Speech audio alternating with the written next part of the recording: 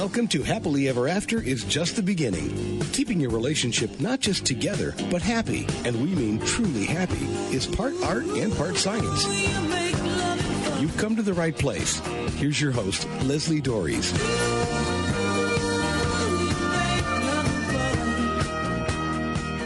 You know, over many years working with many different couples, I'm really no longer surprised by the ones who struggle.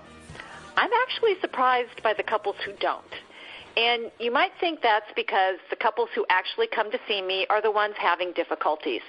But to be honest, I would actually stake my career that more people should be seeking help than actually do.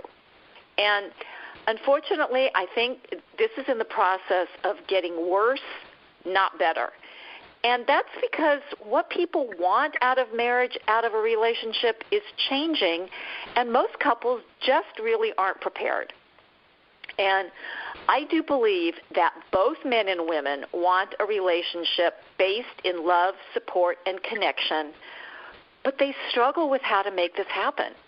And a big part of this, I believe, is lack of knowledge. But some of it is actually based on real biological differences between men and women, and these differences just get intensified by the way we're raised. So the factors that make a marriage work requires that couples find ways to bridge these divides with neither one feeling like they are giving too much. So how do we do this delicate dance? That's the question. And my guest, intentionally intimate relationship coach Kyle Benson, is here to hopefully provide some answers. So Kyle, welcome back to the show. I'm so happy to have you back on again, especially to talk about this really interesting topic. Thank you for having me. I'm excited as well. So, you know, you wrote a recent article called Emotionally Intelligent Husbands Are Key to a Lasting Marriage that you just kind of tackled this subject head on. So, you know, emotional intelligence is this thing that's it's been around for a while. It's starting to get a little bit more play, especially in how people can be successful in all aspects of your life. But what exactly is emotional intelligence, and why is it important for healthy relationships? Yeah, that's a great question. So I view emotional intelligence as the ability to read, understand, and express emotions. And so emotional intelligence, when you look at it in a relationship, is a partner to be able to see that as a partner sad, angry, or upset, and actually be able to attune to them, which is to be able to connect to them, to say, hey, I see what you're feeling this way, and to really kind of step into that partner's world. And when couples are able to do that, it actually kind of allows them to de-stress. It allows them to express their emotions. Both partners feel really accepted. And it's just it's a really connecting thing that allows couples to, I think, flourish. But isn't that, when you're talking about this, and especially attuning, yeah, it's a lot of fun to attune to our partners when they're happy and joyful and life is going good. It's scary to try to stay with them when they're upset, especially if they're upset by something you've done. Exactly, and it's hard, and it's really hard to sit there and watch your partner be angry or sad or hurt, in particular where it's something that you were involved in. Right. And that's where it takes a lot of kind of this intelligence to go, okay, our relationship is important. I got to listen to my partner. I got to understand what's going on. And we also have another kind of barrier that comes up too, is in our culture, there's such a push for being positive and getting through the negative emotions, right? We actually have taken natural human emotions and categorized them into good and bad emotions. Yep.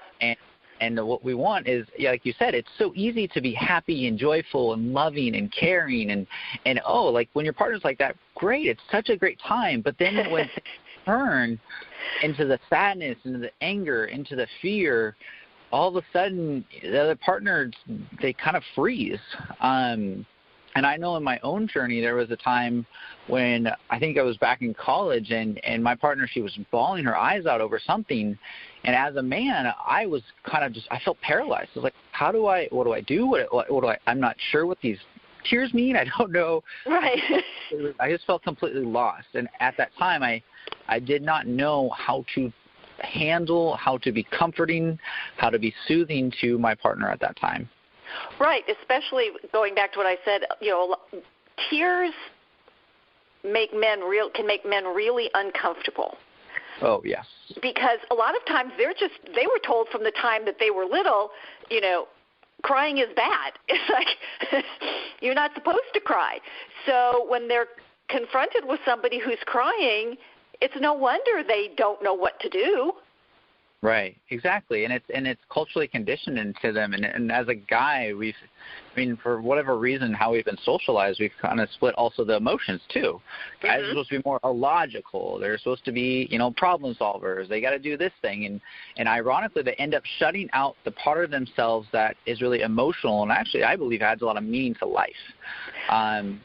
And that when that part gets numbed out, when that part gets shut down and doesn't get the emotional vocabulary or the emotional experiences that, let's say a woman might have because she is allowed, maybe to be more emotional considering the cultural dynamic, the guy kind of gets lost when he walks into this emotional realm.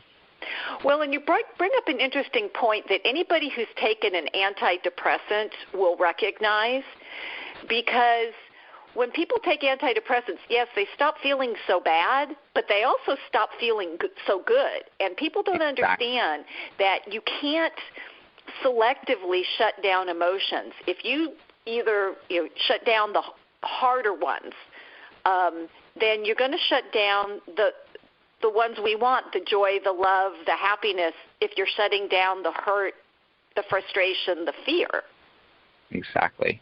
And that's what a lot of people is they actually cut off because they want to cut off from the bad stuff, but it also numbs the good stuff. And Brene Brown talks about this. She talks a lot about shame and emotions, and she talks about how, when people cut off the their shame, or they cut off from their anxiety or their fear or their sadness, they actually numb even the joy and the other things that come with the relationships or with their life. Right. And unfortunately, I think we've done a very poor job of inviting men into that realm. I think we're getting somewhat better at it, but it's still so fraught with so many minds. It's like, how do we do this? How's it okay? And I think we've given men permission in certain areas. It's like you watch. In fact, we might actually see it this weekend with the Super Bowl. It's okay for men to show their emotions when, they're heavily invested in a game, which sometimes you're standing outside. It's like, it's a game, but it's more than that. They've put their time, their energy, their heart into this thing. And then it's over and one team's happy and the other team's devastated. But we seem to be okay as long as they don't stay in that too long. Right. And again, that comes back to the cultural rules and the things that culture or socialization has. It's like, okay, you can be emotional when it comes to competitive sports, but you can only be emotional for a little bit. Or if something bad happens, you, instead of being sad or really disappointed, you should, as a guy, you need to be angry. That's acceptable. But for you to be crying, well, then you're a wimp or you're a wussy, or right. So there's all these messages that really, what I would consider, oppress the emotional side of a man. Okay.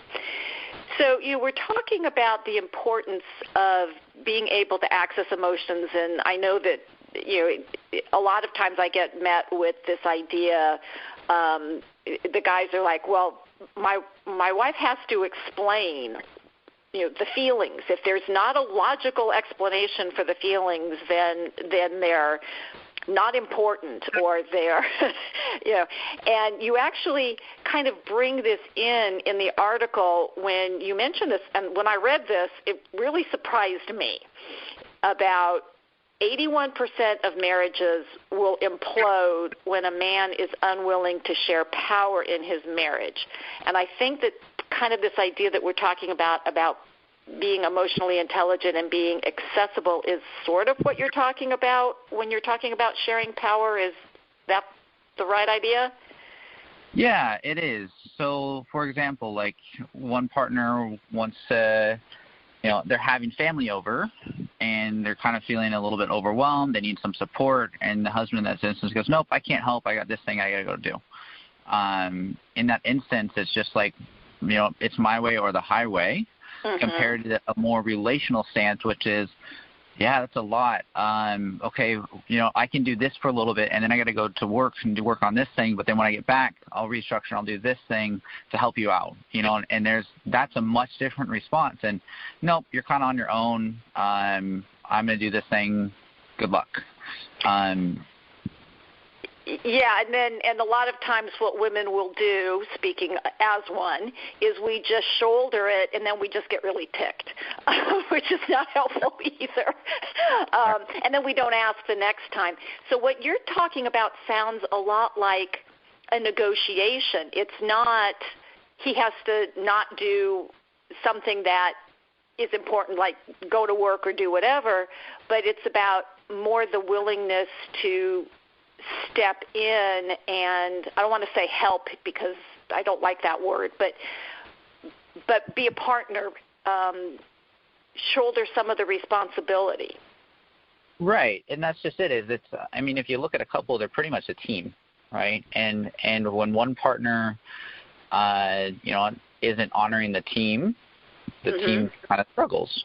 And so it's not so much, right, about just dropping everything and going, well, okay, whatever you say, I'm going to do. That's not really influence, but it's saying, I have my needs, and your needs are just as important as my needs.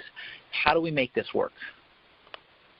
And that's the stance that I see with couples that builds trust, it builds this commitment, and it builds really a loyalty that makes the relationship really important. And it makes the other partner who has felt like they haven't had a say, who has felt disrespected, has felt like their feelings haven't mattered, it makes them feel really cherished and important. Right, and that comes down to understanding what the dynamics of a relationship are, because I think, it's not that all guys have played sports, because that's a, but if you've ever been on a team, and you can see it even if you haven't played, if you just watch, or even at work, there might be somebody who's just out for themselves, and you can see how awful that is, all the way percolating all the way through, whether it's your work team or a sports team or even your home life. It doesn't work if one person is only focused on themselves. Right, exactly. So this is Happily Ever After. It's just the beginning on webtalkradio.net. I'm your host, Leslie Dories, and I'm speaking today with intentionally intimate relationship coach Kyle Benson on how emotional intelligence, especially in men, can protect and promote a healthy marriage. And, if this is a challenge in your marriage, I invite you to learn more about this really important factor that's taking place both in our personal and professional success. And, if it's something that you really struggle with, I invite you to take a moment and either send me an email or give me a phone call and take advantage of my Be a Hero Husband breakthrough session. You can reach me at Leslie, Lesli, at foundationscoachingnc.com. That's Lesli at FOUNDATIONS coaching. N as in Nancy, C as in Charlie.com, or you can reach me by phone at area code 919-924-0463.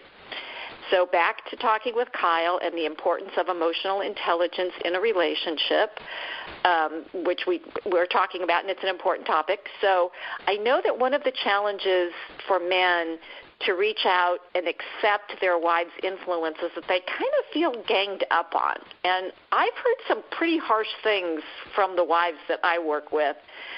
And, oftentimes men feel that their options are just to hunker down and be quiet. The just learn to say yes, dear, rule of marriage, which I hate, or they lash out in defensiveness and anger. So how can becoming more open to influence be made more inviting? I think it starts, that's a great question. And often one of the things I think a lot of people are not aware of is we often want to blame our partner for the problems and not see how we influence their reactions, right? A couple is, how they're dancing all the time. And so when one partner steps one way, it causes the other partner to step another way. And it's this constant dance that a couple is in.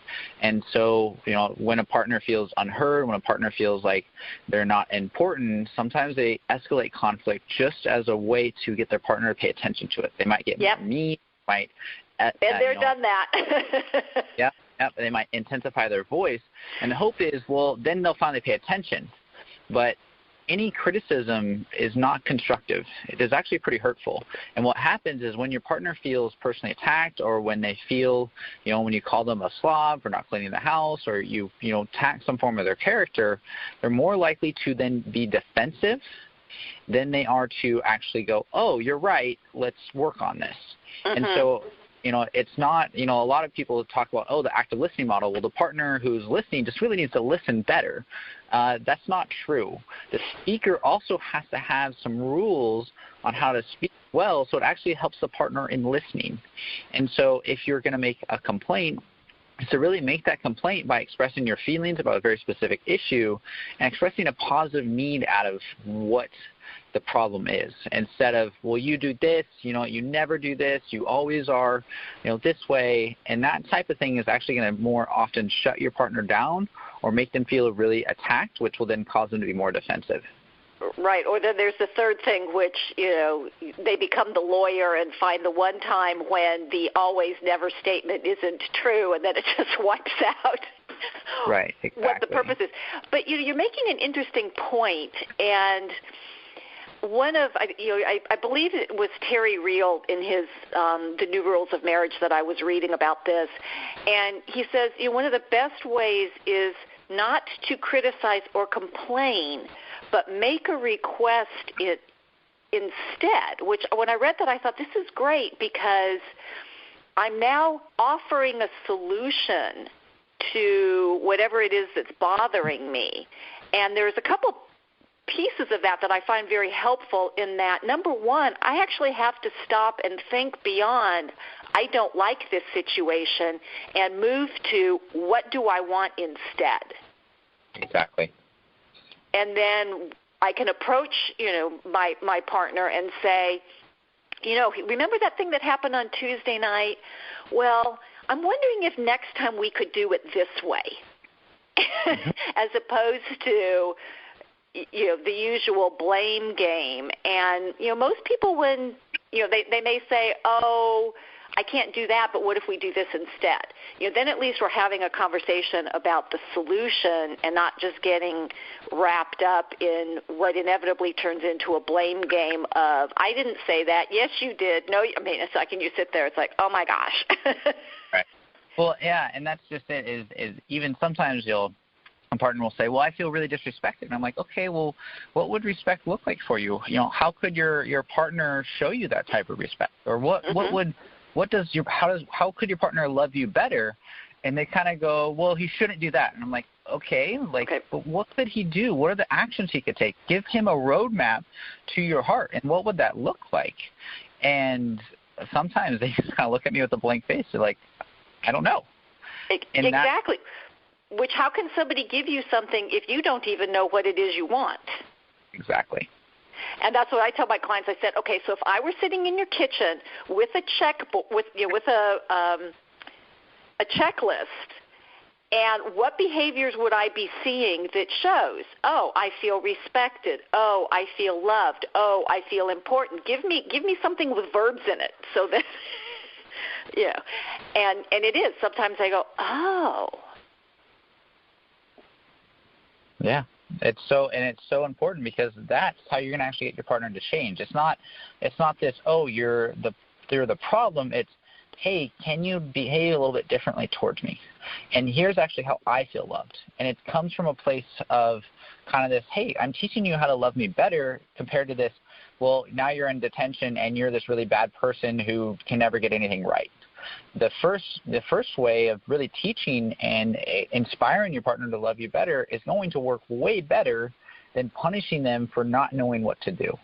And I think Stan Takany talks about this. He goes, when we come into relationships, we're not really, sure what we're doing, or we're not experts on each other. That process happens by partners teaching each other how to love each other better.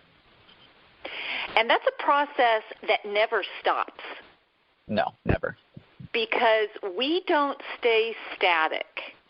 And I think that this is one of the challenges when we don't continue to be curious and continue to pay attention. And, and part of this, I think, the longer we're with somebody, there's a more inclination to make assumptions about, this is what my partner's thinking, this is what my partner's feeling. We act on those assumptions, and then they can come true. I mean, it's like, I hear this all the time where somebody will say, well, they keep telling me I'm upset about something, and I keep telling them I'm not until I then get upset about it because they keep telling me I am. And it's kind of like, it's helping them step back and see that pretty ineffective pattern of behavior. Right. Well, it even goes down to like affection and continuing to know your partner, to ask questions, right? Gottman's research, he did 40 years of research on couples, and what he found is the foundation of a stable and strong marriage is really a strong friendship. And it really comes to how well partners know each other. And when partners know each other, when they understand each other, when they become experts on each other and continue to learn how to be experts on each other, then they have this basis of, you matter, or it's this place where it's much easier to actually accept influence too, because you feel like, my partner cares about me. There's this trust, there's commitment, there's a much higher chance of both partners feeling really cared for, which makes it much easier to kind of turn towards each other in moments of discomfort or conflict and actually work through it. Right, and so when I hear couples, one of the hardest things I hear from couples is that my partner's trying to manipulate me, or my partner's trying to control me. And I want to make sure that we're being clear that being influenced by your partner isn't the same thing as being controlled by them.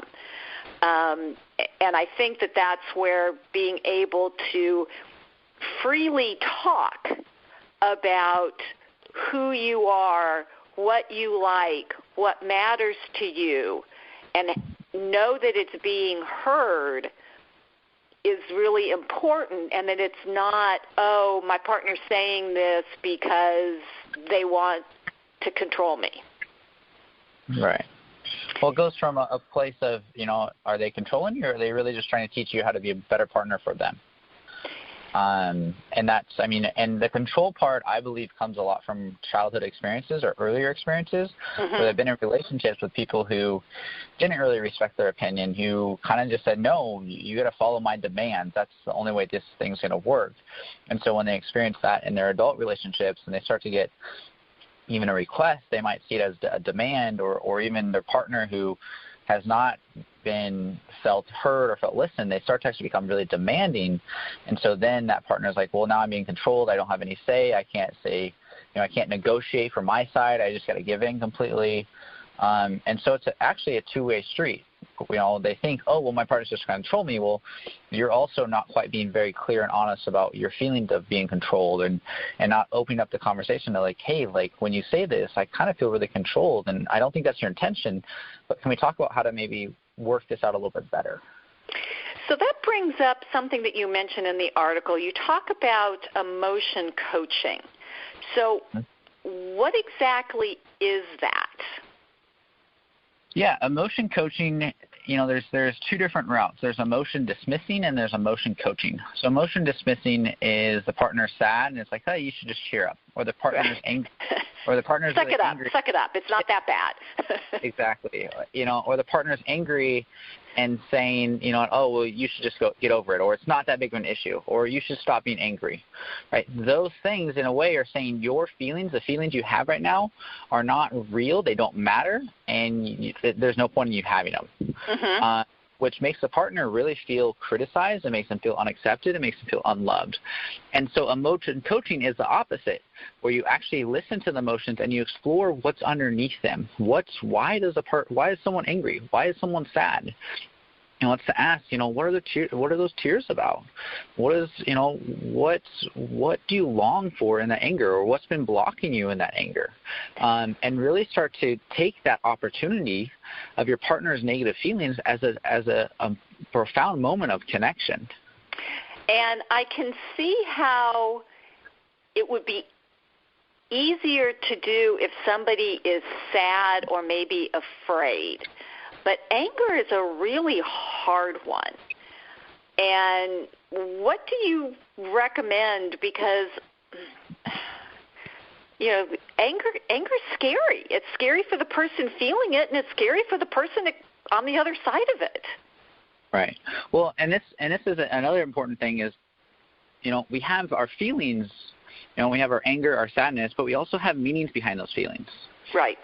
We have feelings about our feelings. And we have feelings about our partner. And so when our partner is angry, we might go, we might find ourselves shutting down. We might find ourselves numbing out. And this kind of comes from our own experiences of those emotions probably earlier on in our lives. And then those emotions kind of get brought into our relationships. And it's, so when our partner's angry, we try to shut them down, because when our parent was angry, it was explosive and we felt out of control and we felt helpless. Whereas in another family, anger was completely allowed, and it was this, I'm just really upset. I think also with anger, it's important for anger to be expressed in a healthy way rather than an attacking way.